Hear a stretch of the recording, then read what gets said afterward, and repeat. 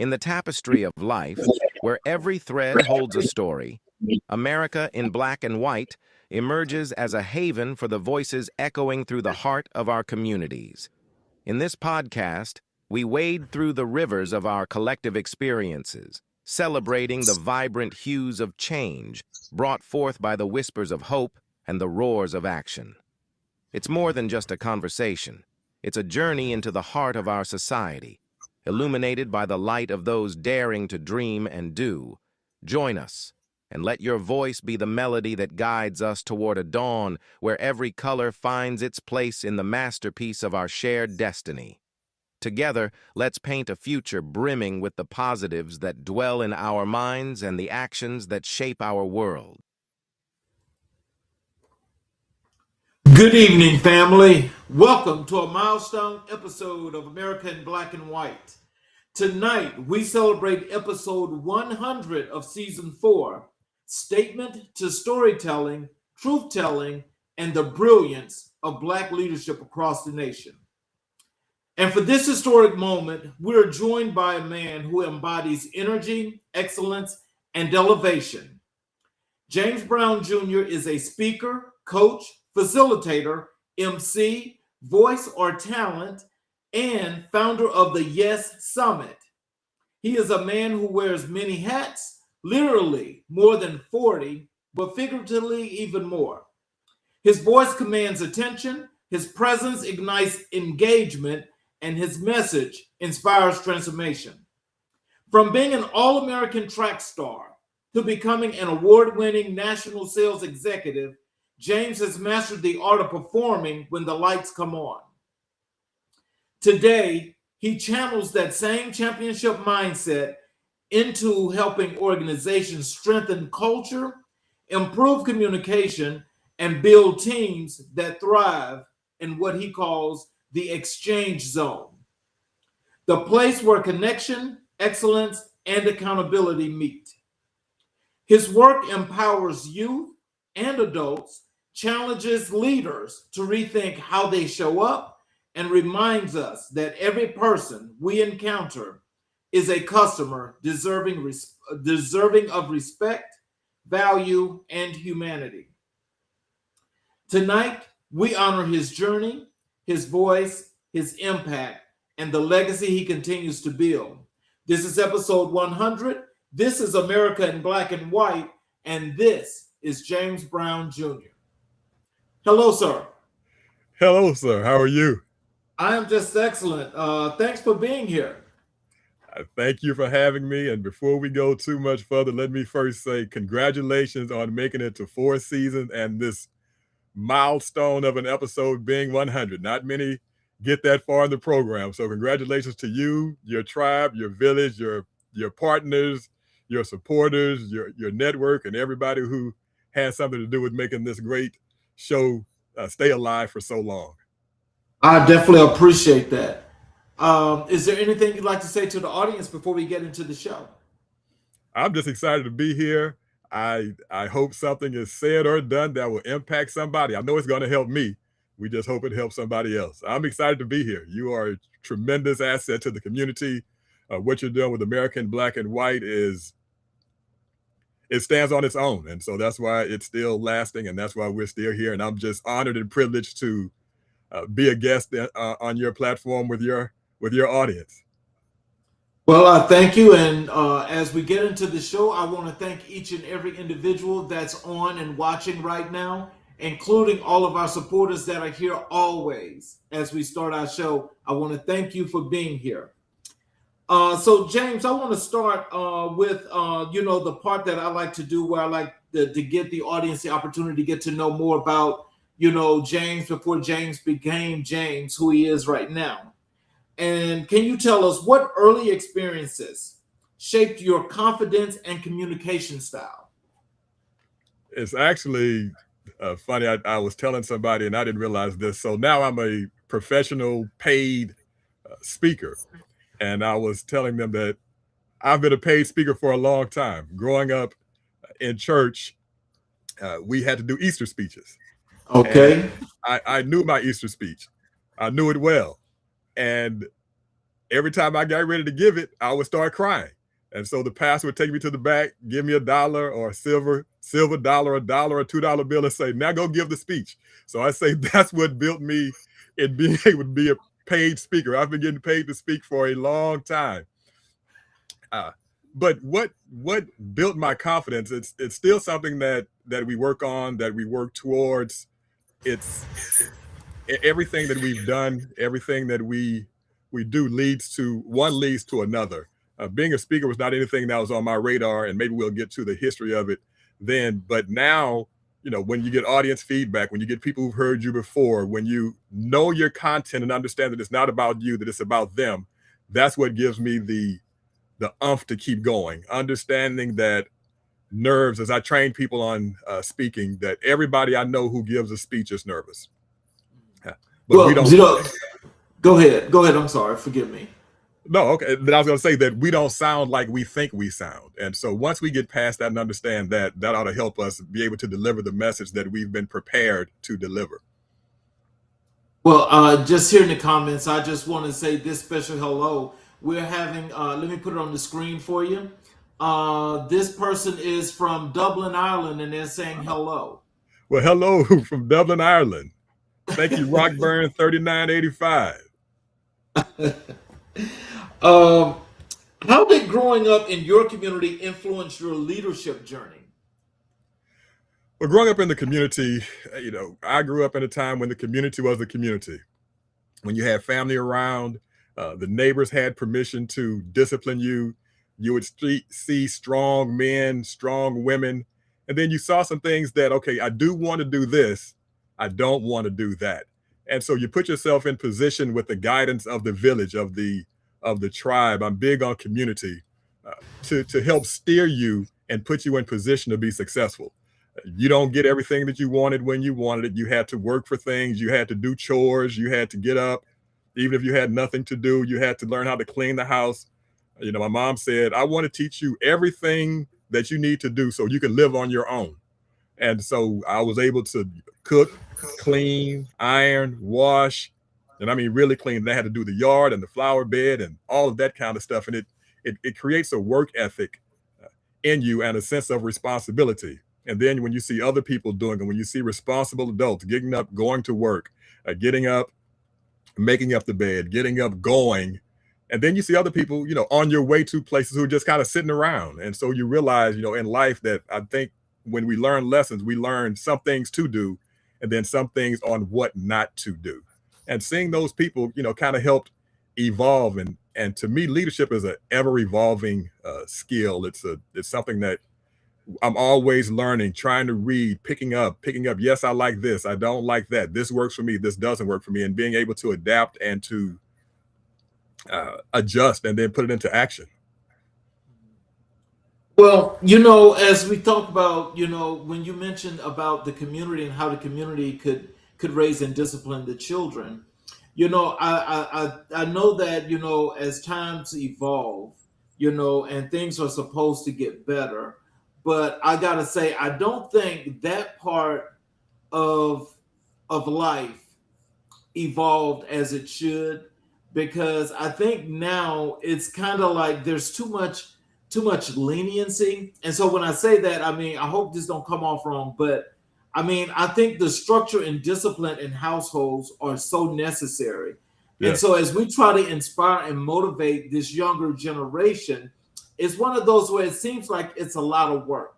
Can you tell us what are some of the things that you do to try to help the younger generation to be inspired and motivated like you are? Well, it is a lot of work. And so I'll start with my home. Everybody's house is not like my house, but when young men or young women walk into my house or come into my presence, they have to speak. And it's, even if it's, you're not calling me, what's up, bruh? You're not, I'm not your friend. I'm Mr. James, or I'm Joseph's dad, or Chandler's dad, or Mr. Brown, or something along those lines. So you're going to have to speak. We're going to shake hands. We're not, all the high five. We're going to shake hands. We're going to greet. We're going to, how was your day? And so I do that in my home, and even if they have to ride with me in the car, to give some of that just in case you're not getting it at home. The other thing I do as a speaker is I go talk to schools. We talk about in career days, we spend time talking about, entrepreneurship. I was a kid who got in trouble in school for talking. And so I go tell kids, you don't have to do all the talking. I said, but there is a lane for that. Now I get paid to talk. But there's something about getting paid to talk. You need to know what you're talking about, who you're talking to. So it's not just blah. I remember I was at this one school. The kid said, I can do that. That's easy, just talking. And I said, you know what? I have 15 minutes. You can take 13. Come on up and do it. And well, what am I supposed to talk about? Well, I don't know. You said it's easy, bro. You do it. Come on, young man. You said you can do this. And so if you're going to have that type of vibrato with yourself, bring it. Do it. Come on. And so, of course, he fell flat on his face. But let them know. I also go to, I talk to juveniles in the prison. I go there probably 4 times a year to talk to kids. And the message is simple. Failure is not fatal. Your current situation is not your permanent situation. And it's never too late to do the right thing. We can't talk about the generations and talk about the kids and then not do anything to give back. So I talk to them whenever I can. I talk to the sports teams. I talk to the academic teams. I talk to anybody who comes to my house. I'll go to prison. I'll go to the church. I'll go to the schools. Anytime somebody calls and says, well, do you have time or are you available to talk to the kids? Yes, because if I can just touch just one, then it'll help at least that one and whatever their sphere of influence is. I spoke at my son's, probably the most nervous I've been speaking at my son's baseball banquet. It's nothing like talking in front of your kids and in front of your family. But afterwards the kids are like, thank you so much. The parents are like, thank you so much. They still remember things that were said then that could help them through life, or help them at least in the immediate future anyway. But the give back, you mentioned the Yes Summit, the Youth Entrepreneurial Support Summit. What do we do to get kids? College is not the answer for everything. Right. I tell people all the time when I go talk to kids in school, teachers, close your ears. Everybody doesn't need to go to college, but you do need to become a productive citizen. What is it that you can do that will make you a productive citizen? What can you do to be the best you can be? And that may not be a AA, a BA, a MS, a PhD. That may not be that. You may be an electrician. You may be a plumber. You may be HVAC. You may be landscaping. You may be a baker or a chef or military or a plane washer or whatever it is. What can you do? And so, giving them the options, don't be afraid to try it, especially while you have no responsibility. That's true. What values did your father instill in you that still guide your work today? And he would say you need to have some money in your pocket, some work in your hands, and some God in your heart. You need to go to work. You got to have God, and you need to have some sense in your head.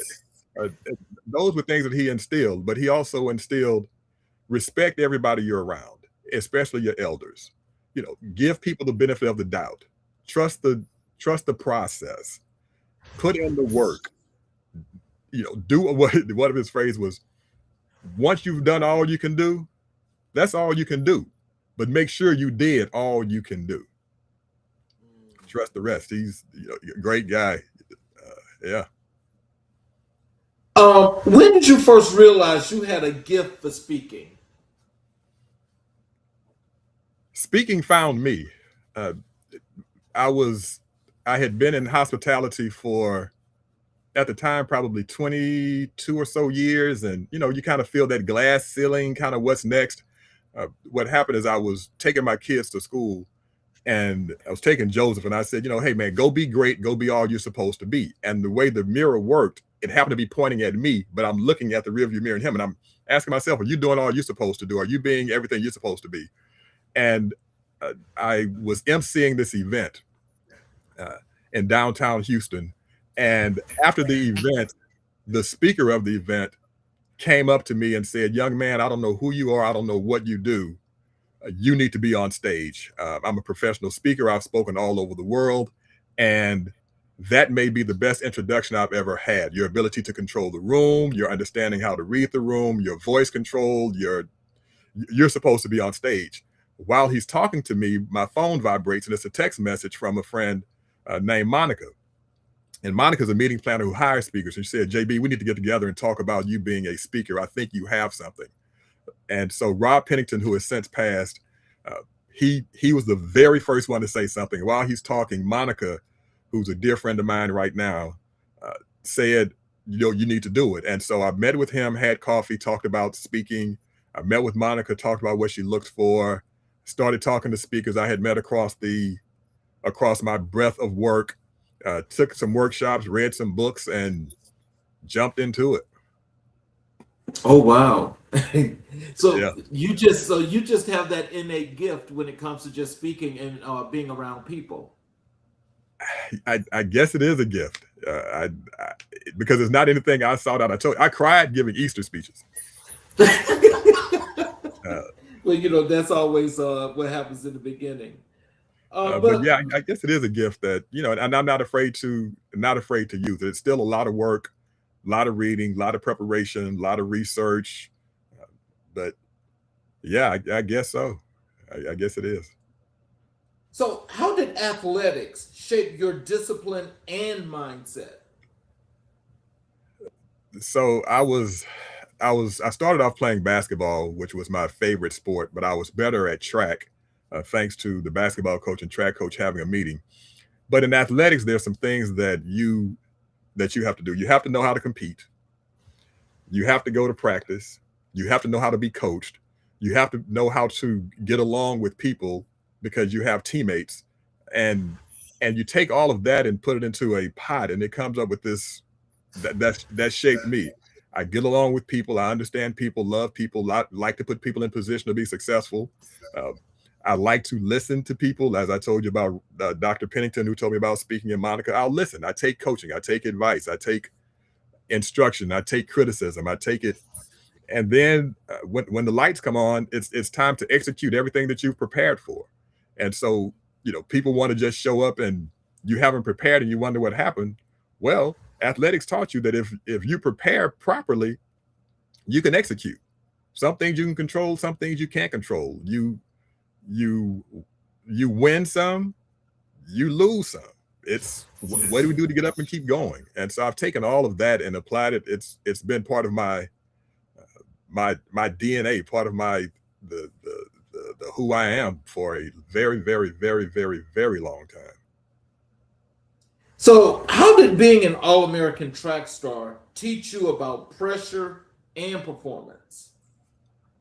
If you think about running at that level, you're running in front of 50,000 people. And you talk about pressure, track, unlike, some other sports, football. So football, you have on a helmet, you have on a uniform, you have on pads. Somebody can miss the block, that's on them. In track, you're on an island. It's you and the blocks, and the tape doesn't lie. And so I've run against the Carl Lewises and the Leroy Burrells and the Michael Johnson. I'm dating myself a little bit, and running against those guys, they run by me so fast. But I learned that although I didn't win the race, they allowed me to perform my best. I ran my best time running against them. So although I didn't come in first place, I still won. And so the pressure of it, the anxiety, how do you take a deep breath and trust your preparation? The pressure will reveal how much you've prepared. And my very first, I feel like you reminded me, my very first track meet in college, we were running indoor in Oklahoma City. I fell. Like, I got pushed down and fell on the track. And what do? Got up and finished the race. But it taught me again, I won't make that mistake again. You won't catch me like that. So we adapt, we adjust, we compete, we do our best, and we get up and go back to work. So, I think when you think about the spirit of competition, and especially when you talk about athletics at that level in which you were competing, if your mental focus is not there, then it's going to be really, really difficult. But let's say like for you, where, you were totally focused, you trained, you practiced, you did all those things. When something happens, let's say on a day where, you're not feeling at your best, how are you able to amp yourself up and still do that performance that needs to be done? How do you do that? Every day is not peaches and cream. Some days you just don't feel it. But it wasn't about me. Well, as much as it was about me, it wasn't about me. I still had teammates. What if I don't show up? It impacts my teammates. What do I say to the cafeteria workers? What do I say to the bus drivers? What do I say to the trainers? What do I say to my family? What do I say to myself? I didn't come here to not show up. I didn't come here to not perform. I did not come here. I was reading something the other day, and it talked about an Olympian, and it made sense. He was running the marathon and got hurt about halfway through. He ended up being like an hour behind all the other people. And he said, my country didn't send me here to start. They sent me here to finish. So I have to be ready to finish the race, whatever that takes, however I have to get myself going, I need to get it going. And so that's why in athletics, and I even think in life, that muscle memory is something that was really key. We warmed up the same way, went through the same routine for practice and for races, so that your body instinctively kicks in and says, I've done this before. So although I don't feel my best, I'm not in uncharted territories. Wow. See, now I want you to, I need you to say that again, because I want people to actually get that, because I don't think a lot of people sometimes really realize the importance of teamwork. I mean, oh my God, teamwork is everything. Yes. Can you just say something similar to that again? Because I want to make sure that the audience get that. So let's put it in a relay format. It's called the exchange zone. You know, we take this baton and pass it from one to the next. If I'm running, say I'm running second or third leg, and first and second leg mess up, who does that impact? It impacts everybody. Yep. What we do, the decisions we make impact more than us. Everything we do will impact somebody else along the way. So then what do you do to make the decisions? It's all about the team. If I don't do my part, then how can they be successful? Now, we have to communicate through that, but it's bigger than me. We have trainers, we have cooks, we have statisticians, we have bus drivers, we have coaches, we have other teammates. We're trying to collect points, and I have to do my part. It's almost, you want to say it's no excuse. You have a responsibility, and you have to do it whether you feel like it or not. What challenges did you face transitioning from sports to corporate America? Now that had to be a change. That was huge. Going from now, so I'm gonna go ahead and say this. Thank you for your service. And when you got out of service and became a civilian, that's a different thing. The first thing is how much structure that sports brought that you don't have in work life. Yeah, I mean, by the time I got to work, you go 8 to 5. But when I was running in college, you know, you had certain times that you trained. You knew what time you had to eat because you knew what time you had to train. You knew what time you had to lift. You knew what time you had to study. You knew what time you had to do all that stuff. At work, you just show up. There's no coach on you with here's our workout for the day. Here's your responsibility to get done at work. And then one of the other things is for people who didn't compete, trying to learn how to temper the stress in stressful situations. Competing at that level, stress, I actually slow down in stressful situations. Like I don't go as fast because in track, we called it pressing. If somebody pulled up next to you and you pressed, you were done. How do you relax and allow your body to function the way it's been trained? And so in stressful situations at work, you know, people are running around with their head cut off and they looking at me like, do you care? I said, yeah, but I can't function like that. And so that actually was a hindrance until I was able to articulate it. I didn't understand it at the time. I didn't realize it was a problem until, do you care about anything? I said, when have I ever not produced? And then understanding how people really don't care about the team and work. It's me, mine, I, and they become just these biters. We're all on the same team trying to get the same goal. We have different responsibilities, but if you do your part and I do my part, and if I can help you do your part, I will. And if you can help me do my part, then please do. But this I, me, my mindset was really something to have to deal with. It was really an adjustment. So, what moment in your life felt like the turning point toward purpose? When I talked to, in hindsight, when I talked to Rob Pennington and Monica Greenwich at that one event, who said you need to look at speaking. Again, it's something that wasn't even close to being on my radar, but that changed the trajectory. That allowed me to fall into a space that I was telling one of my, I call them internal board of directors, but one of my business associates the other day, college roommates, he's leaning towards retirement. He said, I'm gonna work about another 18 months, 2 years, and I'm out of here. And I said, I could do what I'm doing for the rest of my life. I enjoy what I do. I know what I'm supposed to be doing.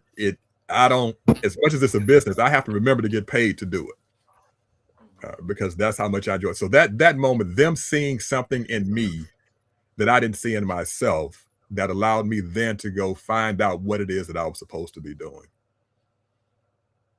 So, how do you stay grounded while wearing so many hats? I'm still trying to get it. Every day, it's what's next. I don't think I've done enough to brag about. Who has?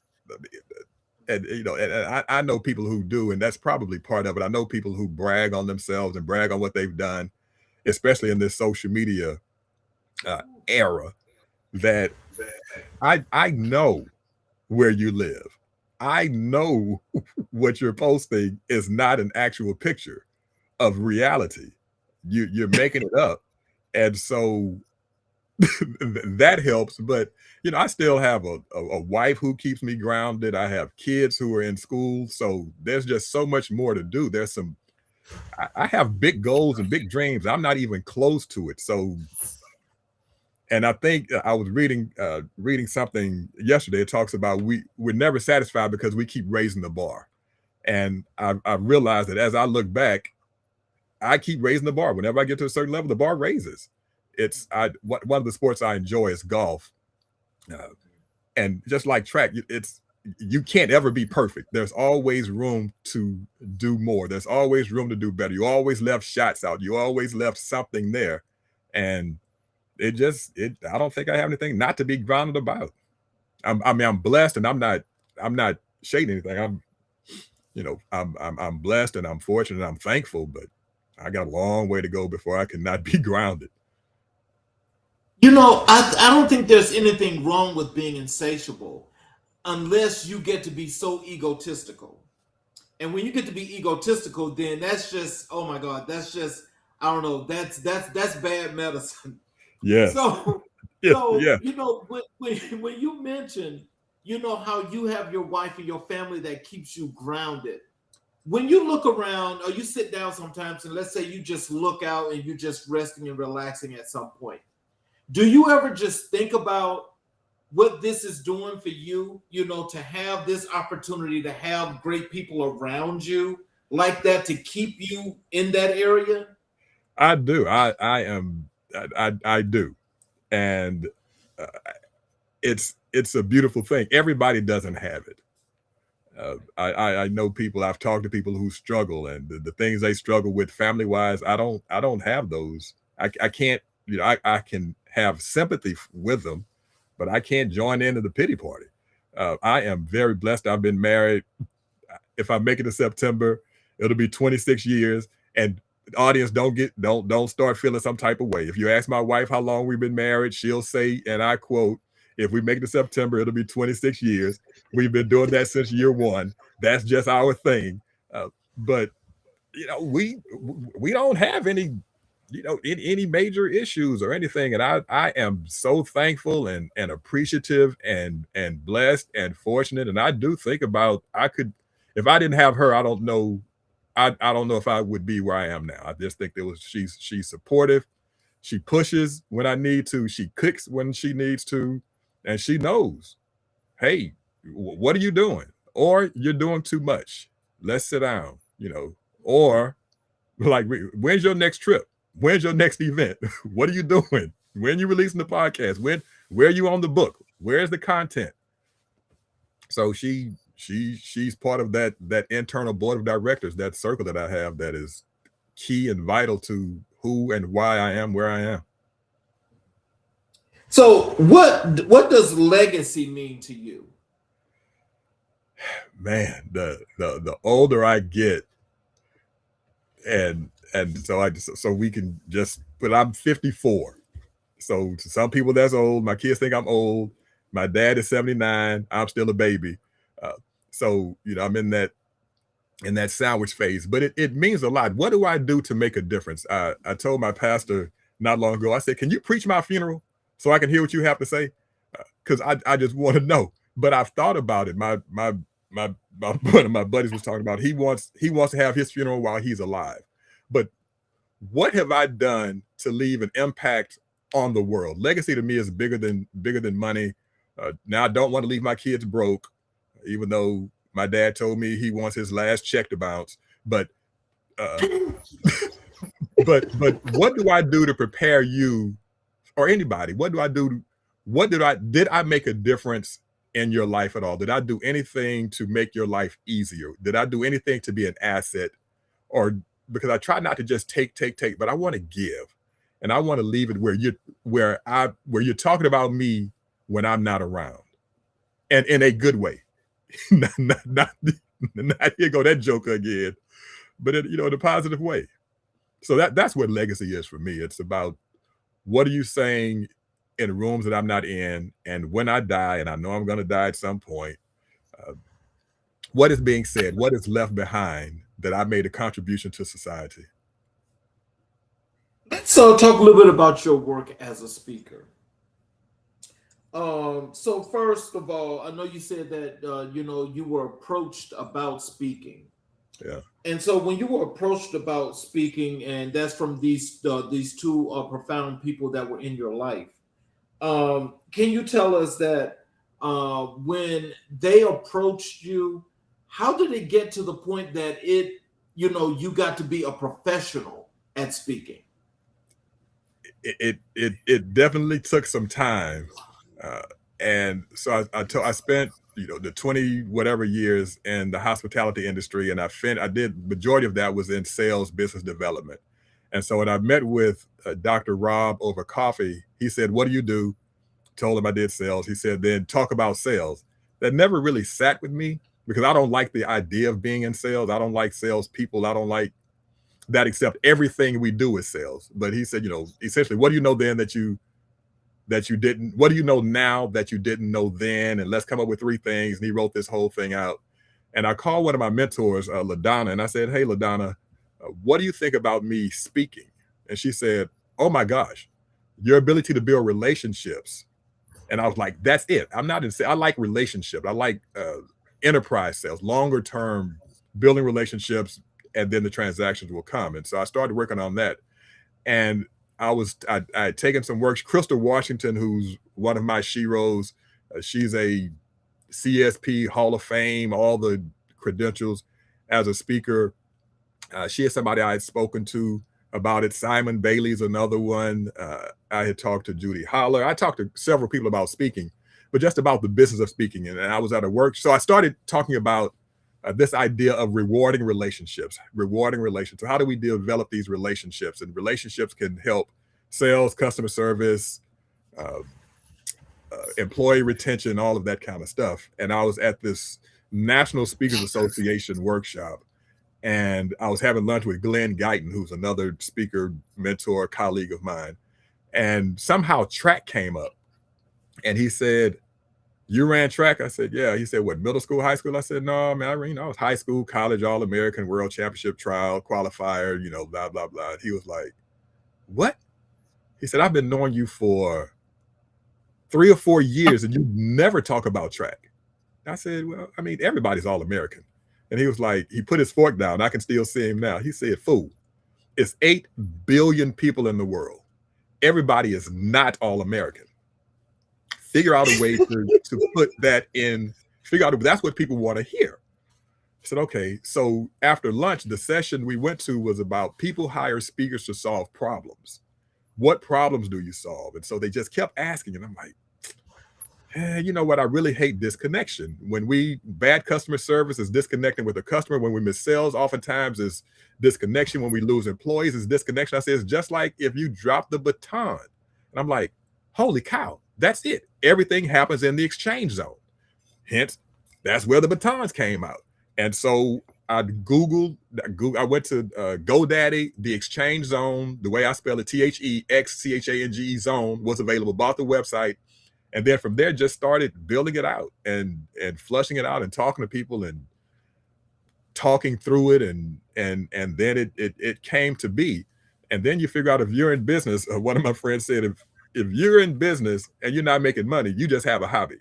So then you have to figure out, how do you make money as a speaker? And so I kept talking to speakers, kept reading books, the Les Browns and the Simon Sinek's and the Gary V's and all these, then the different lanes of speakers. And where do you go? Are you motivational? Are you inspirational? Are you transformational? Are you business? Are you, and then where do you go? And just continue to work through it, and I still speak as much as I can. And because I still want to be impactful. And that's how the business is growing. And we get better. The more we do it, the better we get at it. And we just keep showing up on stages. But to be in business, you have to make money. So speaking is a revenue generator for me. So tell us, how do you prepare for a keynote? Well, the first thing I need to do is understand. I research and talk. I research as much as I can about who I'm going to talk to, whether it's a company or an association or a school or whatever. Understand their culture, understand their language, understand their lingo. I talk to as many people as I can. What is the overall conference theme? I customize everything I do. Again, because it's not about me. What do I do to figure out, what are you trying to get across? What are some things, either some threads or some challenges or opportunities, or what's the thread that you're trying to get through in this conference? What is the president going to talk about? What is whoever else is going to talk about? What other speakers do you have? What are they talking about? And then how do we craft a message so that it seems seamless? Now, we do have a certain thing that, there's some staples in my presentation, the way I deliver. I'm not going to copy off of somebody else or their style or their energy or their tempo or their tone. But what's the message that you want to get across? And what can I do to tailor the message to make it easy and palatable for the audience, for leadership, for the attendees, for the meeting planner, for the event organizer? Because if I get up there and start going off script or going off the cuff, or that's not what we're talking about, it seems disjointed. Coming from hospitality, coming from the background, coming from that, what do we do to make it seamless? It's going to a restaurant and the dessert comes before the entree. What do we do to make sure this thing flows the way you want it to? Am I opening? Am I around the meal? Am I closing? What happens before? What's going to happen after? All of that comes into play. What was a successful speaker like last time? What did they like? What didn't you like? And then customize it, still in my authentic voice, but customize it to meet the needs that you have. It's about you. So what makes your speaking style so unique? That is quite interesting. I was doing some research recently. When I speak, we send out these surveys and people are allowed to fill it. It's been said that I am inspirational, entertaining, and educating at the same time. It's inspiring, it's attention getting, it's interactive, but then you walk away. That's the thing that I was most proud of when I was reading this last bit of information, that I was able to walk away with actionable items I could use immediately at work and at home. And again, where did that come from? That might be that gift you were talking about earlier, just understanding. I had a meeting planner tell me, she said, do you know what your superpower is? I said, no. She said, audience engagement. Don't ever forget it. Your ability to connect with the audience is like none other. Double down on it. So you know, I have to go with what the people say. I don't go back and listen to my speeches. Oops, did I say that out loud? No, but see, look. So apparently, see, you got that telepathic power, because that goes into my next question, because I wanted to know, how do you keep audiences engaged from start to finish? Uh, I've been to enough conferences and heard people stand up there and just talk and talk and talk and talk and talk. I do ask questions, and questions require answers, so I allow the audience to answer. Uh, I I I present information in a way where I give it, and you need to respond. You know, do you wave your hand? Do you say it with me? And one of the things that I do uh, that is I'm understanding is very, very unique is I actually take batons with me. So I take batons with me, and I get audience members to come up and let's pass the baton and let's make observations. What do we observe? What do we know? What can we do different? What does this mean? What did this do? Who does this impact? And so they really like getting up and being part of the show, part of the presentation, and we talk about it, and they have to get up, and I'll wait until I need the volunteers. And so to get people volunteered, get them up and moving. Yeah. So, what role does storytelling play in your presentations? Because it sounds like, when you're getting into the story, that you're giving them this, like the like you're setting it up. You give them the setup, and then you go in. So, how does the storytelling part comes into that, and how do you make that work so well? Storytelling is key to for me is one of the keys to learning. What is it that I can take that I can relate to the audience? What can I take from it? I keep a folder on my phone of stories, of content. This happened here, and I'll tell them a story. I say, who's ever gone to the doctor? Everybody's gone to the doctor. I had a colonoscopy that I had to have, and they called me for the pre-conference, and I went in, and they told me they had canceled the appointment. They had been trying to call me, and they were rude and all this kind of stuff. And so I kind of ended with, the lady said at the end of the day, said, we reschedule your appointment. So are you going to reschedule or not? And I was like, no, if you treat me like this while I'm awake, you think I'm gonna let you put me to sleep and work on me? No, because, and so people can understand that. So how do you find stories that relate to, real life, what people are going through? You can have all the stats and all the stuff which we have, but how do you tie it in? How do you make it entertaining? How do you make it engaging? How do you make it memorable? And it's through storytelling. So, when you think of your speeches, when you're talking to different organizations and people, um, how does that work goes into what it is that you do with your own business, but also with the community? How does that play in that whole role? So the speaking is my business. So I need to make sure I'm relevant, that I'm relative, that somebody in the room can go tell somebody else about it, because I am the product. If I was a restaurant, I am the steak. I am the entree. I am the main course. As a matter of fact, I'm the appetizer, the main course, and the dessert and the drink. I am it.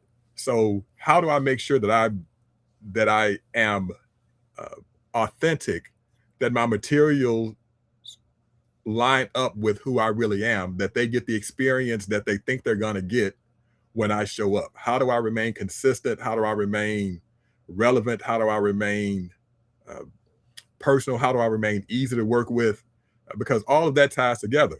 Now, when I go to the community, it's the same thing. If I go talk to a school, I was telling my son the other day, I said, I'm just as nervous talking to a school of seventh graders as I am talking to an audience of 700, because it's not about me. And I understand, I guess, from the track days, and not I guess, I know from the track days that fear and excitement are the same neurological response. It's what you do with it. I know that I want to make sure that I do something, say something, show up in a real, authentic, and impactful way. And so in the community, I can do a little bit different talking to schools than I can talking to adults. I can play a little bit more with terminologies and with words and things, uh, you know, and when you're speaking, depending on how long you have, you either need to learn how to stretch it out, or you better learn how to, when you're cooking a brisket, do you go low and slow, or do you go hot and fast? And you better be able to do both and be effective with the same manner. And the schools and the prisons and all, it allows me, and I don't call it practice is not the right word, but it gives me reps. It keeps me fresh. It keeps me talking to 8th graders or 10th graders about entrepreneurship or leadership or sports, can still give me even more content to talk to adults about those same things: leadership, authenticity, showing up, entrepreneurship, same thing. So, for those young people or young professionals that are out there that may want to get into the speaking arena, what are some words of wisdom that you can give them as to what it takes to not only get into this industry, but what it takes to be successful? You better have some tough skin. You better get ready for a whole lot of no's. And you better, the more you do it, the more you find your voice.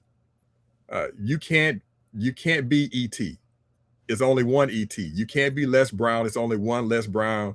You can't be Charles King. It's only one Charles. What do you do to be authentically, uniquely you? And then it's just like any other business. I talked to my internal board of directors all the time, and I was debating on whether I wanted to take this workshop or not. And he said, "You need to take the workshop." I said, "Man, but it's going to cost, whatever the money was." And he said, "If you open a restaurant, you would have to buy a stove. You need to invest. You need to invest. It's not just showing up." I had, people, you just show up and you just start talking. No, I read a lot. I normally keep 2 or 3 books that I'm reading. I take a lot of notes. I listen to people speak. Everywhere I go, whoever is talking, kid, adult, young, old, black, white, Hispanic, foreign, like whatever it is, I pay attention. I pay attention to the leaders who speak on TV. I pay attention to newscasters. I watch what they do, how they do, what are their nuances, and try to pick up little things. But it's not just showing up and you just gonna start talking. How do you bring value? How do you make somebody want to invest in you? That's smart. I love that. Because I think that there's like an enormous amount of young folk. I've run across a few myself, that I'm sure that's like an area, an arena that they want to get into. And it's like, I say sometimes, me too, but no, let me just talk like here. Let me do this podcast. I'm good with this, because I know that, a lot of people may have some kind of worth, I guess, when it comes to that, but there's got to be a special thing. And when I'm listening to you, I understand about when you say people say you're engaging, and what they get is because it's the tone. And so do you work on that, or is that something that's like just natural? Because it's like you have to listen. That is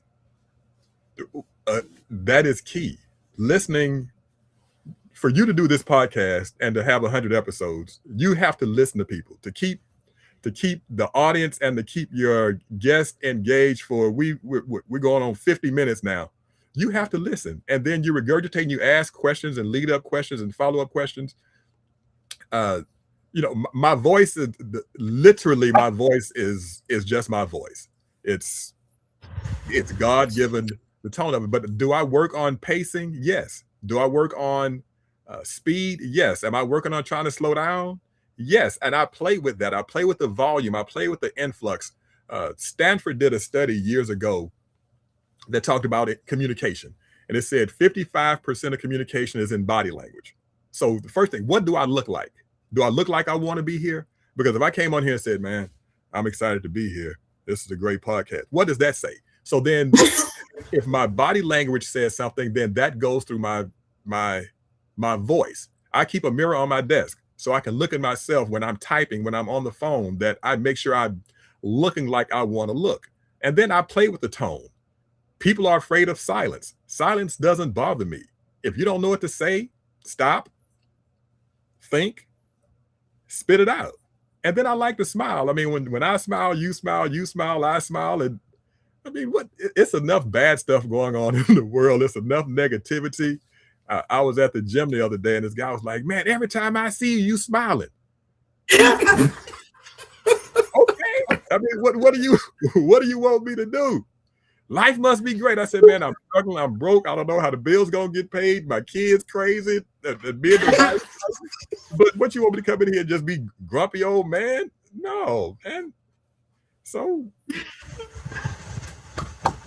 I like that. I like that.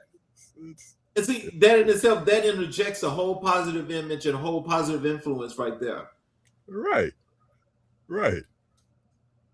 Let's talk a little bit about the Yes Summit and your podcast work, because you know, as we talked and when just looking at the wonderful things that you do, this was one of the things that I really want to highlight, because you know, and talking about community and you being about community, you know, these things say a whole lot. So first of all, if you could tell us what inspired you to create the Yes Summit. So the Yes Summit stands for, Yes is an acronym for Youth Entrepreneurial Support, and then the Summit. I thought I knew about entrepreneurship, but I really didn't. You know, my parents raised me, go to work, put your head down, keep your butt up, don't take days off, don't use all your vacation, don't use your sick days, and they did the best they could. But that's not for everybody. There's some brilliant minds in these schools, and we pigeonhole them into these things that we think they ought to do. When I go talk to I was talking to the schools, and so I talk about entrepreneurship, and I said, who's an entrepreneur? Nobody raised their hand. And I said, okay, let me ask this. Who does the nails? What girl does the nails? You get paid for it? Yes. You're an entrepreneur. If that's what you're good at, if that's what your natural inclination is, then go to cosmetology school. Go start doing nails. Go learn how to do hair. Learn the way to do it. Start the business. You can hustle your way through college if that's what you want to do, or you can just go make a great living. If who cuts hair? If you know, that's a great occupation. You control your schedule. And as much as haircuts cost now, you say, I went bald head. I can't afford to go to the barbershop. But go do that. If you're naturally inclined to work on cars, start a mechanic business. Wash the cars. Car washing is, people pay to get their car washed. Who likes being outside and playing in dirt? Go start it. And so I'm like, there's nobody really here to tell them that. And then, okay, so where are you and what are you inclined to do? Where's your bend? Where's your natural inclination? Okay, then let's do that. And then what can we do to put the support stuff behind you? If I need to buy the website, I'll go buy the domain for you. I'll get you started. Your parents may invest if you give them a plan. Here's how you write a business plan. Here's what you need. Because I did some research on all these teen entrepreneurs, and I was telling them about this kid, and he's probably a young man now, but this was several years ago. But he had a landscaping company. He started mowing yards when he was 14. By the time he was 17, he was running 2 trucks. By the time he finished high school, he hired his parents to come work for him. When you think about the kids who mows bows, the guys making bow ties, the Me and the Bees lemonade. When you think about the cookie, what's his name? I can't even think of his name now. But he baked cookies and they got in stores. So where's the push? Where's the urge for independency? Where's the urge for being able to put you in a room with other people who think like you? And then what do we do to support you? I can't complain because everybody's not robbing and stealing. There's some brilliant minds out here. So how do we get them to put them in position to be the best that they can be? And so that's why I started the Yes Summit, try to do a workshop, every so often to tell these kids, there is another way to do it. You don't have to go put your face down, butt up for 50 years and get a watch. And that's your life. Now that works. I mean, I'm not knocking it. I'm just saying it doesn't have to be that way. Right. That's where that came to be. So what impact has the summit had on youth and communities? Well, if again, mine is, and I don't follow up with them like I should. I put the information out there, I give it to them and go. But I know some kids who are doing some smaller entrepreneurial things. The thing that I like about entrepreneurs is everybody started where they started. And so if it changed your mind and gets you thinking about it, you may want to go to school and go in business or go in marketing. When you think about these creatives, I know kids out there who, they like to do all the graphic stuff. And so I know some kids who I hire, and I will hire you for certain things to do graphic design for me. And so if that can give a kid $50, $100 that they don't have to get from their parents, that impacts the community. And then if you see that win, then what can I do to get the next win?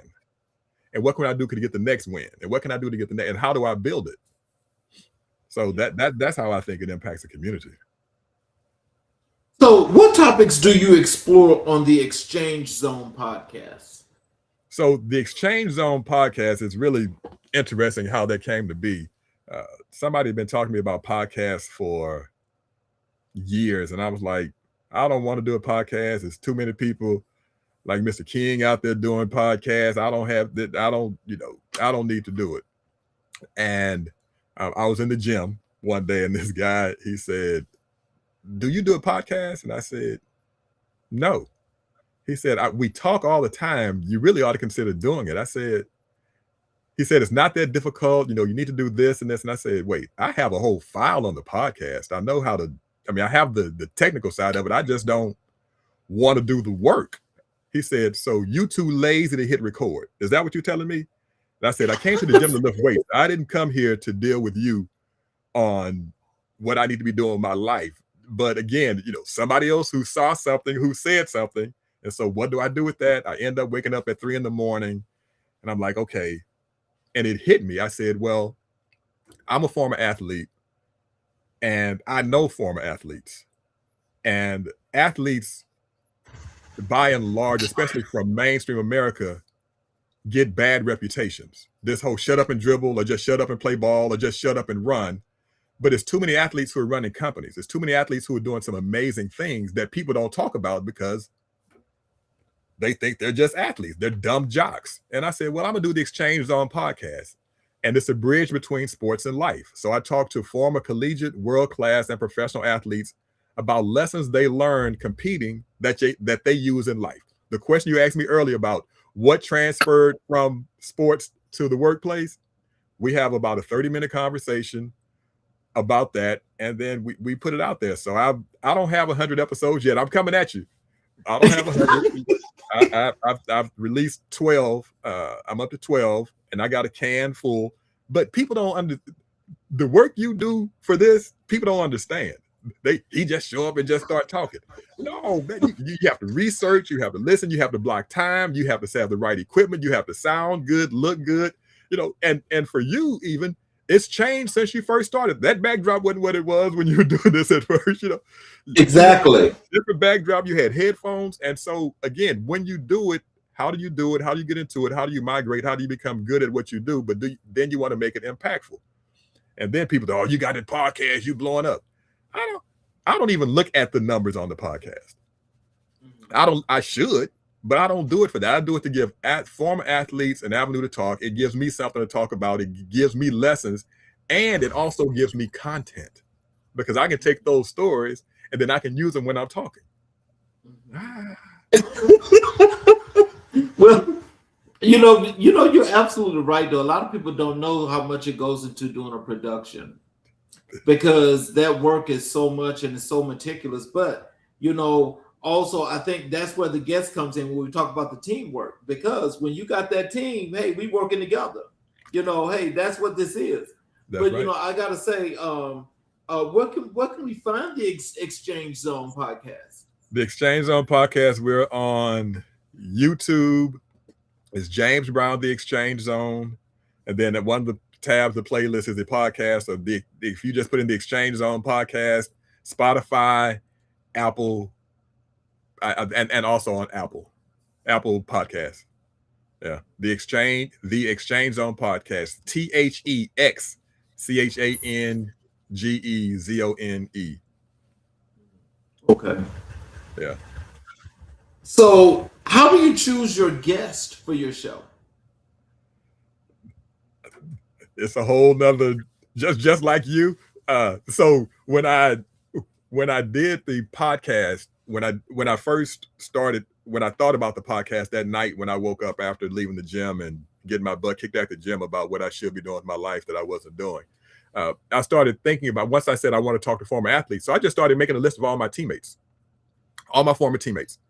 Then I started making a list of the people, my teammates, and then people who I competed against. And then I started thinking about my college colleagues, and then people who I met from work. And so the list grew from 20 to over 100 pretty quickly, just from people I know.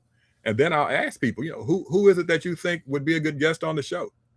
And, my success rate on invitation versus actualization is, how it is. It's probably 60% the people I invite who actually accept. I have a few people who just said no. I'm like, wow. Really? You wait. I'm giving you a platform. It's on Zoom. It's 30 minutes. You're a professional speaker. I allow you to build your brand, and you telling me no? Okay, cool. I do have another philosophy. I don't beg people to spend my money. You don't want to do it? That's fine. I'll ask you once, maybe twice. I'm through. I'm good, because I have enough people to get it done. And if I have to start reaching out to others, I can. I mean, so so to answer your question, I started with just people who I knew, and I just started making a list in Excel of here's who I know. And then I started with, A, B, C, and then I realized I need them all. And then I just keep adding to the list and interview and go from there. I don't do it live. I'm not as bold as you.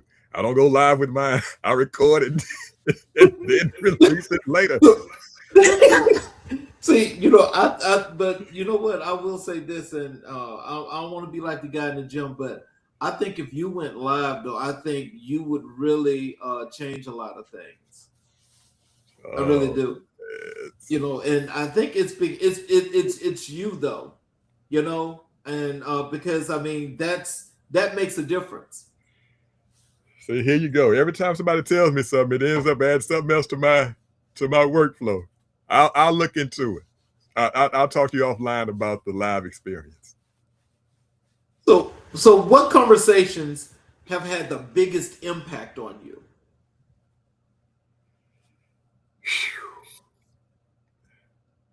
One of the biggest conversations, if you haven't noticed or haven't found, one of the themes in my life is I don't know things that I do. People typically tell me what it is that they see, and then I go do it. Growing up, I was a hooper, basketball player. I love basketball.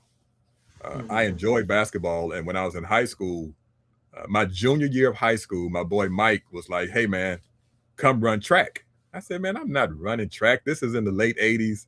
I'm like, I was probably 6 foot, 135, soaking wet. And I'm like, man, what I look like in that little uniform? Y'all look, that don't look manly to me. That's not a good look.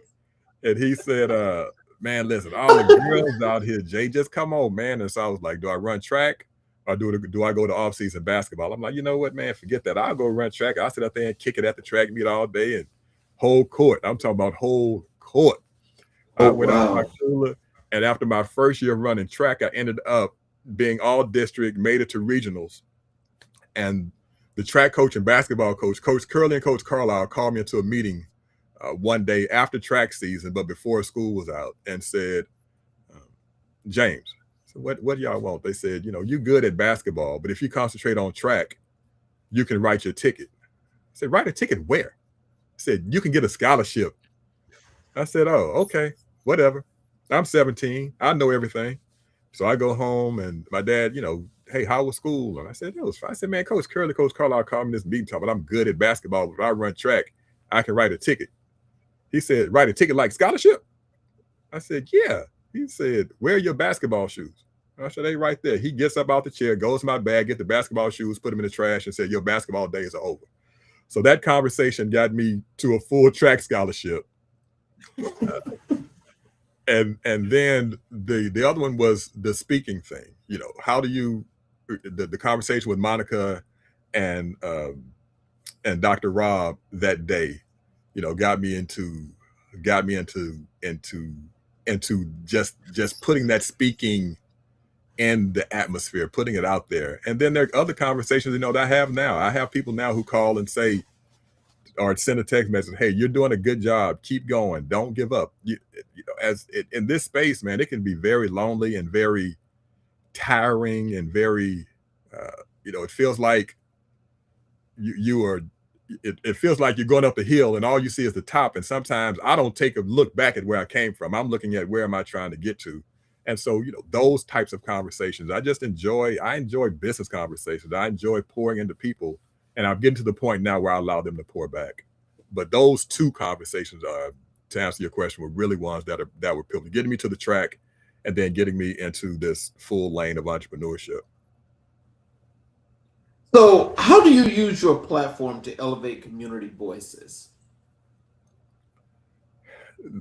The first one is with the podcast, allowing these former athletes to share their stories about the ebbs and flows, the ups and downs, the wins, the losses, the lessons learned, what they're doing now, that it's not just every athlete, from college on or pros, their life is not over when their sports end. And so getting to share that with the community, being able to speak and talking, to the community is key. I teach a facilitator Sunday school class every Sunday, at my church here in Houston, that gives voice, that gives people something else to go out and continue to talk about. Going to the prison. I don't have to go there. I don't have to go to the school. I don't have to. But again, as I said, if I want to, I can't complain and then not do anything.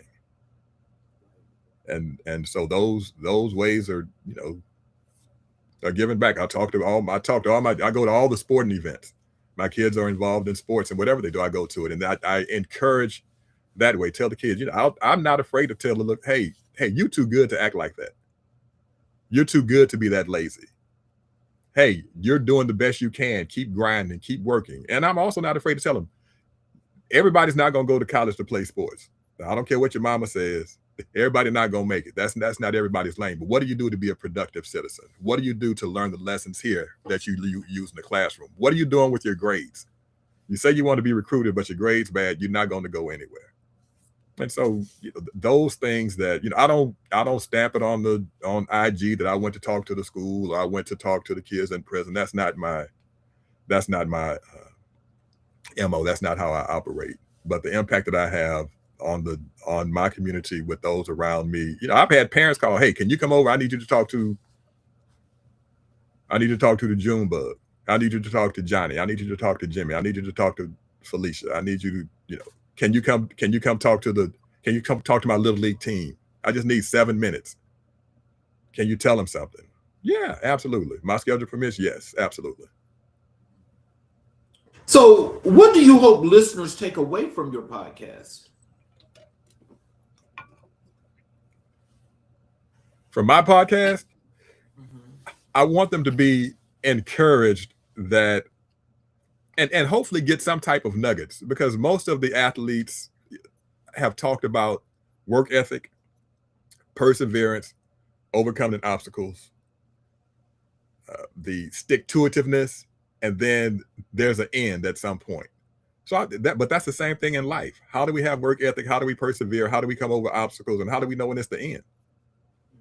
And that's it. And some leadership stuff out of that, because most athletes, especially if you're competing at the collegiate level, you have some leadership somewhere in you, and you have some competitiveness somewhere in you. And so what is I want them to tell their story, and whatever, if they can get something out of it, I occasionally get people walk up, hey man, that was a good podcast I didn't know this about Henderson. I didn't know this about Krishana, or whatever that is. But whatever they're able to share, that somebody can, if they can just get one thing, and if they can't, it happens. So how do you balance entertainment with education? Edutainment. It's this, and I don't sit down and try to write out I'm not Kevin Hart or Bill Murray or Eddie Murphy or any of those comedians. I'm not trying to be that. But people, if you listen and if you pay attention, they'll give you something to laugh about. They'll say something, they'll do something. If we're talking about body language, and sure enough, somebody in the audience will be doing something.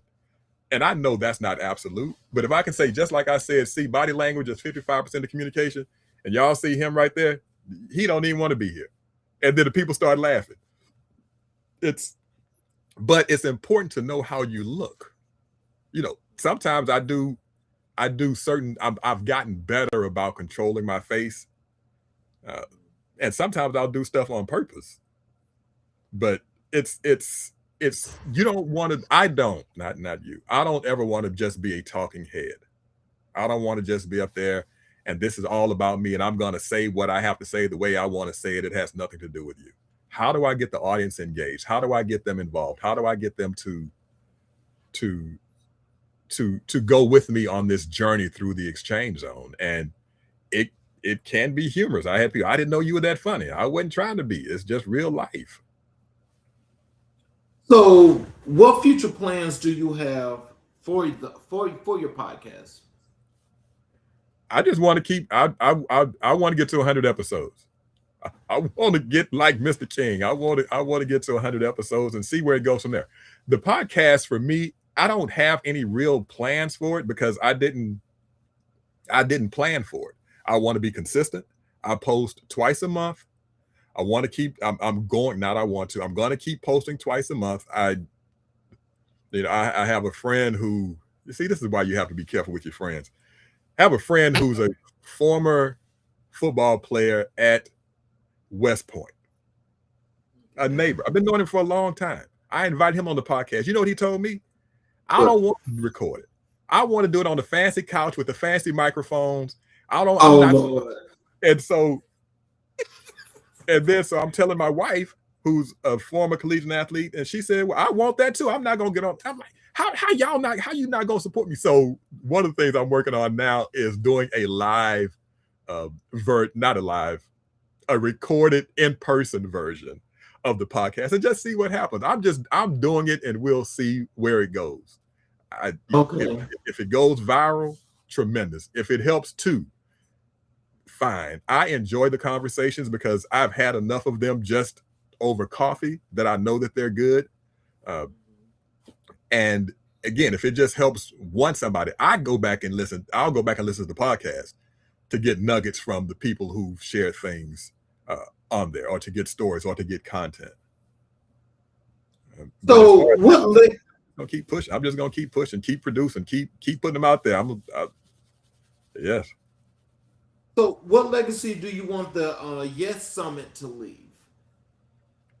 I want the Yes Summit to live beyond me. I want to get to the point where somebody else takes it over and really gives it the time and the energy that it deserves. I think I know it's a marketplace for it.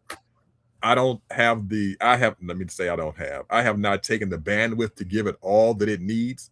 But I'm talking to a young lady, and hopefully, we can form this partnership where it lives. That needs to live beyond me.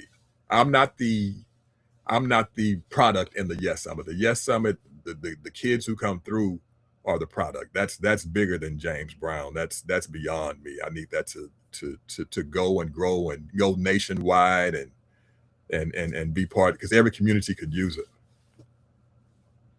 So, when we talked, before doing our vetting call, and I told you that we do Black History 365. Yeah. And I asked you who were the most influential people in your life and career. Yeah. And you told me it was Dr. Martin Luther King Jr., W.B. Du Bois, and Carter G. Woodson, and your father. Yes. Can you tell us, how has Dr. King shaped your approach to leadership? One thing, and I'll say this, just a blanket statement over all of them, they were selfless leaders. They were about the people and not about themselves. Dr. King did some things that he did not have to do. He went some places he didn't have to go. He said some things that needed to be said, but he didn't have to say it. And if it needs to be said, then who's going to say it? His approach is, it needs to be said. This is injustice. I'm going to be the one who says it. If you're scared, don't worry about it. I'm going to go. And actually, even the night before he was assassinated, he said, I've already seen the promised land. I've been to the mountain. I'm not afraid to die. That's selfless leadership. That's putting others above you. That's giving back. That's legacy. That's impactful. And he didn't do it for the notoriety. He did it because it was the right thing to do. What lessons from W.B. Du Bois influence your work today? That it's about education. Everybody's not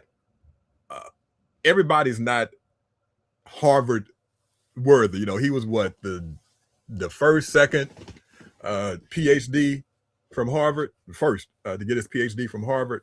We understand that there is a talented 10th.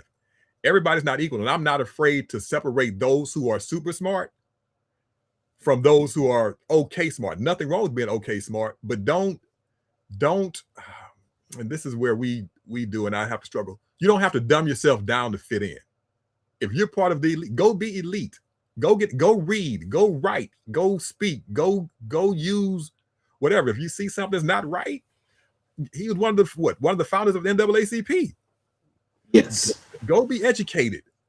Go be what you were created to be. You don't have to live by the circumstances that you're put in. So how does Carter G. Woodson's scholarship inspire your commitment to education? Because one of his quotes, one of the things I love about what Carter G. Woodson said is, if you control the man's thinking, you don't have to worry about his actions. How do we get kids to think differently, to think out the box, you don't have to fit in, and forget the box. Quit trying to be this notion of our community, especially in athletes, is it's not cool to be smart.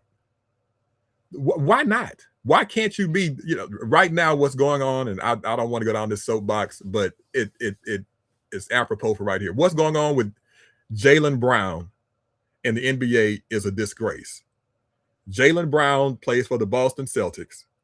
He's Cal Berkeley educated. Not just a hooper, Cal Berkeley educated. He's lectured at Harvard and at either Princeton or Yale. He was the youngest lecturer at Harvard. He speaks multiple languages, is an artist, a musician, well-traveled, articulate, and to me, and I don't think anybody, well, the statistics or the guru nerds say he's not even one of the top 5 most efficient players on his team, which is crazy. To me, I asked a couple of years ago, why isn't he the face of the league? You know what? Now we'll have to have that. We'll have to talk about that off this camera, because there's something coming that I'm actually doing about that. You just brought up an actual point. I promise you. Sometimes I think a lot of our people don't really be thinking as to what they're looking and listening to. Right. Because when you have somebody like that and they actually dumb him down, put him to the side because of just what's happening today. I'll just put it like that. For whatever reason. But why isn't it? Why can't we be smart and athletic? Why can't we be, I used to have my kids look up Myron Rolle. Myron Rolle was an All-American safety at Florida State, but he was a Rhodes Scholar, got drafted, went to med school. What's wrong with that? Why don't we lift that up? But if let somebody have a gun with their pants hanging. So anyway, so Carter G. Woodson and these guys were not afraid to be smart, not afraid to challenge the system, going to these schools and letting them know I can fit in and doing the work to get it done. Well, you see, that's why we said the miseducation of the Negro. It was true. Yes, and it's living proof right now. So what values did your father model that guide your character? My dad cared about family and family being blood and the community. He was the next to the baby of 12.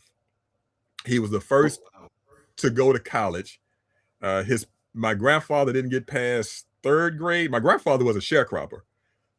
But to come from where he came from, to do what he had to do, and the older I get, the more sacrifices I realized he made for us, for my brother and I, just to have a chance. You know, he instilled work ethic, he instilled manners, he instilled discipline, he instilled all that, but it was tough love. I need you to be able to function in this world with or without me. Yeah, we're gonna communicate, we're gonna get you whatever we think we need. And everything wasn't yes. You know, there were some no's, no. And no was a complete sentence. And he would, bust you in the mouth, bust you in the chest. That's that old school. Hey man, he came up to the school. I was in the 7th grade. I'm a little rascal. And I knew he had enough, so he showed up.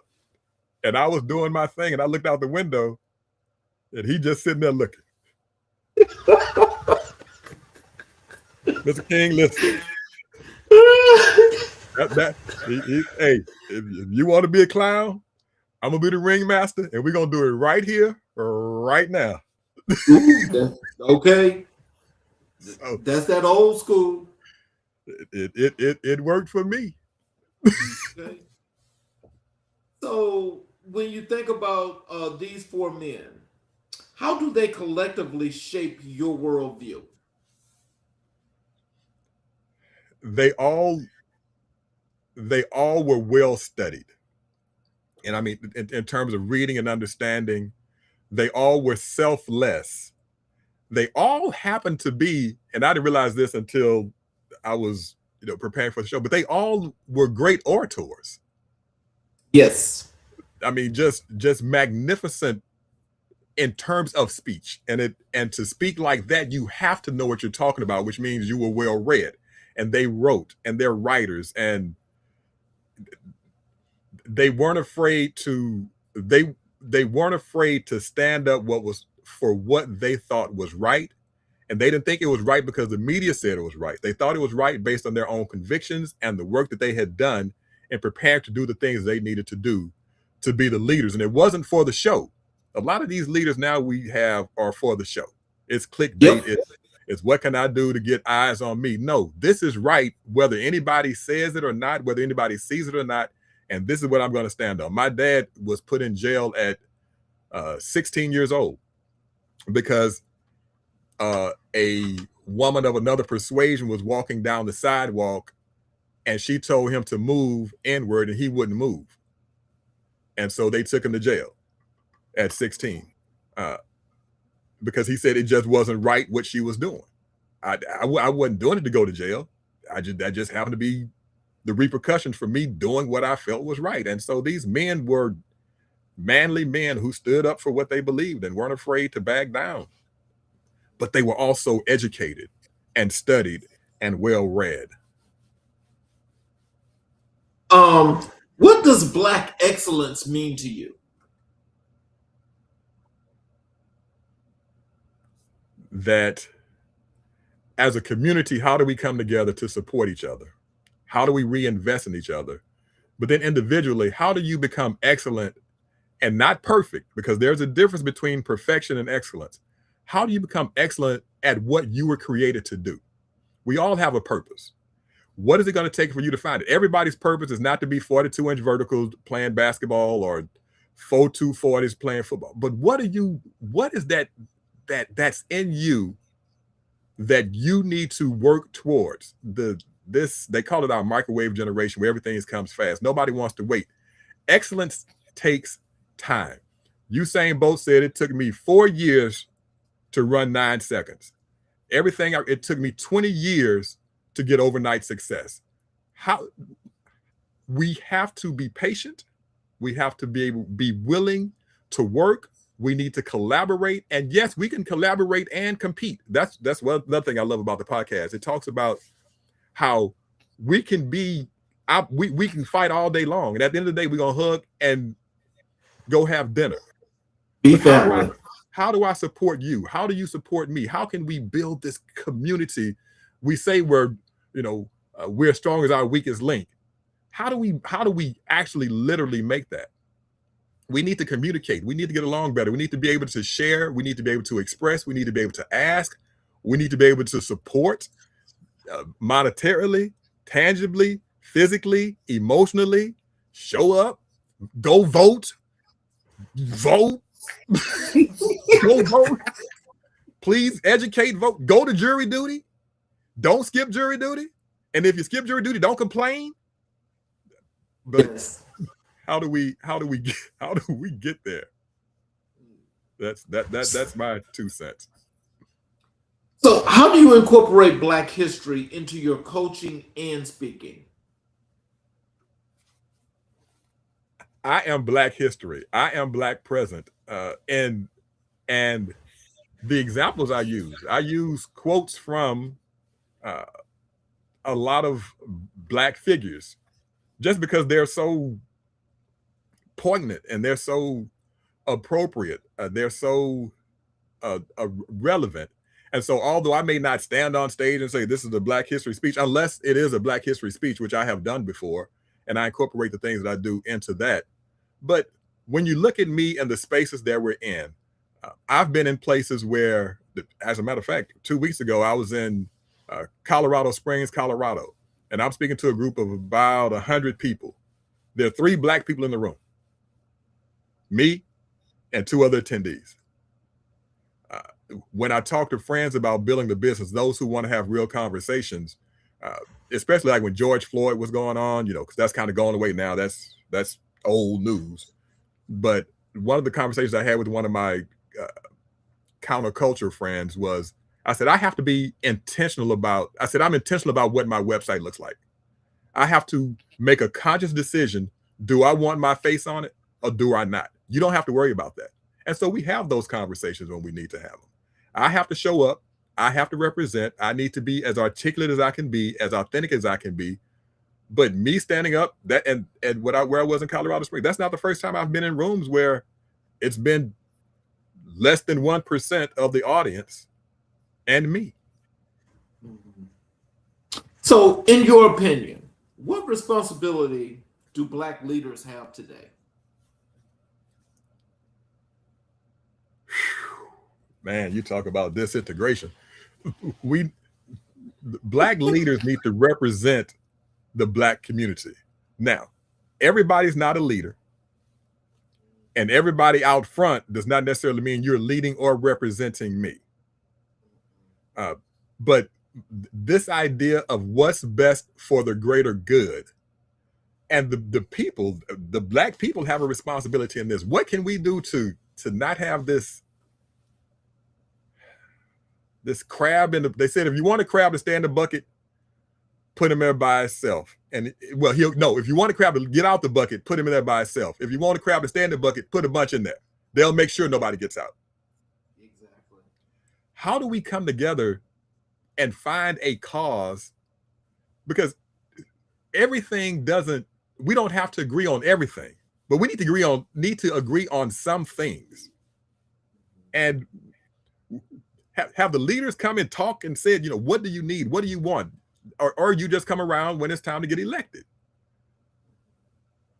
How do we really care about the people? I told you, everybody's your customer. That's one of the philosophies that I live by.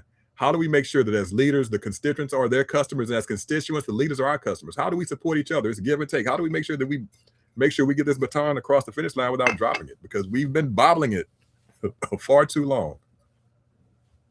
So, how do you honor these four influences through your work? I show up, I represent, I say what needs to be said the best way I can, and I deliver.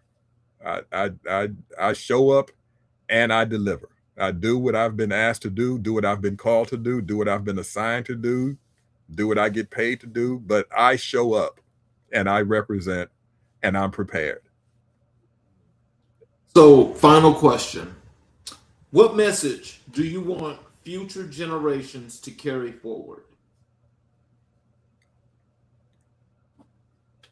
I'll go by what I like to believe in, man. Everybody's your customer. And when I say that, the first time my wife heard it, she was like, "What do you mean I'm your customer?" And it's this idea that we in sales, we do things for our customers we don't do for other people. We adjust to them rather than them adjusting to us. If everybody just had a little bit more hospitality in their DNA, care a little bit, give people the benefit of the doubt. Everything is not personal. Everything is not against you. Give the benefit of the doubt and treat people the way they want to be treated. Everybody's your customer. And if that can pass on one person at a time, one group at a time, one segment at a time, we'll all be better. We don't all have to agree on everything to get along, but we can all get along. We gonna all die. We all bleed. So, in closing, what are some words of wisdom and encouragement you'd like to leave with our audience? Tell them how to connect with you via social media. Tell them about your websites, anything that you've got going that they should be a part of. Before I do that, let me thank you for this opportunity. Thank you for this platform. Thank you for what you're doing to impact the community as a whole, all across the world. You have people from Dublin tuning in. So thank you for this. The only thing I would say, be hospitable. Be hospitable. Be nice. Be kind. Have some empathy. Everything is not against you. Everything is not about you, and everything is not for you. If you could be the best you were created to be, then you've won. My name is James Brown. The concept is called the Exchange Zone. You can find me at jamesbrownjr360.com. Again, James Brown Jr. That's jr360.com. I'm on LinkedIn. You can put James Brown, the Exchange Zone. Instagram, same thing. TikTok, Facebook. You can go to YouTube, James Brown, the Exchange Zone. You can find me there. If you want to call me, call me. I'll put my number out there. I'm old school, 713-504-4590. You can't be any worse than the spam calls I get. 713-504-4590. I do answer my own phone. But King, thank you so very much. Yeah, so before I'm going to in closing, Okay. Can you hang around for a few minutes? Yeah. So I want to thank each and every last one of you that's been here throughout the show that's watching. I appreciate your time, and I appreciate the continued support. For those of you that are new, that are watching the show, if you are on any of our YouTube channels, I would appreciate if you would support us by subscribing and enabling all notifications. Therefore, as we go live, you get the show live. You're also able to go back, watch each and every show that we have recorded, which are over 600 shows, where you have the opportunity to see all of the great work of all the great leaders that have been here and the impact that they're having on their communities. So in closing, tonight's conversation reminds us that excellence is not accidental. It is intentional and disciplined and rooted in service. James Brown Jr. shows us what it means to lead with energy, to speak with purpose, and to build community through connection. His journey from the track to the boardroom, from the stage to the streets, is a testament to the power of voice, mindset, and mission. He challenges us to adopt championship principles, to treat every person as a customer, and to show up with integrity, no matter the arena. This is episode 100. This is the celebration. This is the elevation. This is America in Black and White. You all, please have a great evening. Come back tomorrow and watch as we have another great, impactful show.